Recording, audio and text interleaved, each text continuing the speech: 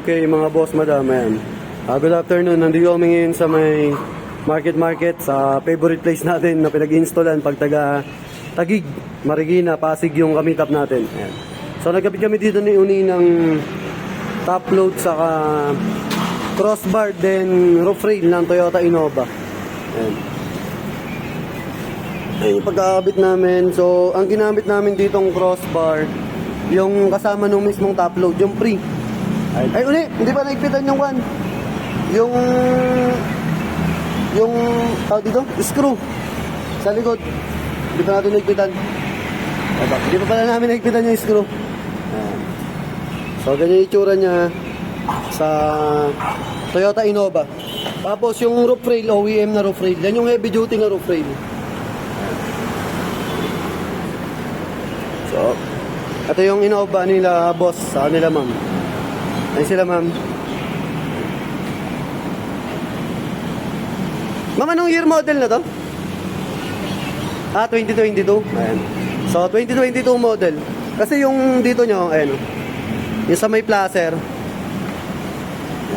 Kuwan na siya, nasa gilid. Di ba dati dito yung placer? Ayan. So, 2022, ayan. Tapos, eto. Ma'am, sira na yung fog light nyo? Fog light? Wala yung fog light nyo, boss? Sa harapan? Nabasag? Kahoy. Sa lubong na. Kaya pa siguro sabi ko, nawala. Ayan. Sakto eh. Ayan. Nagkasama pa silang aso, ayun, no?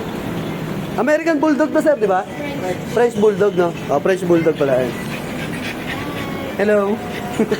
Ayun. Finished product na kami dito, eh. Naipitan na lang ni Uni yung sa screw dito. Ayun. Hindi namin naipitan kanina. Ayun. Dito kami sa market. Yung mga nagtatanong ng crossbar, yung ganitong crossbar, pwede to pag ganito ang roof rail nyo. Manipis lang kasi to eh. Itong pinaka roof rail na to. Pero pag yung sa mga LX7, BRB, mga Montero, Fortuner, ibang crossbar yung ginagamit namin. So hindi ganito yung gagamitin doon. Mag-additional kayo ng crossbar.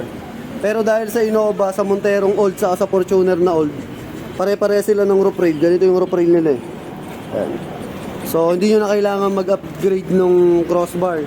Pero kung gusto nyo mag-upgrade, mas maganda kasi eto katagalan, nag-aalawang. Tapos ordinary lang yung mga tornilyo nya. Tapos nakaklamp to sa ilalim. Ayun, nakaklamp.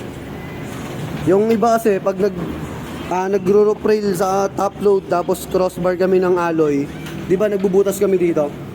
Ginagawa namin bolt on.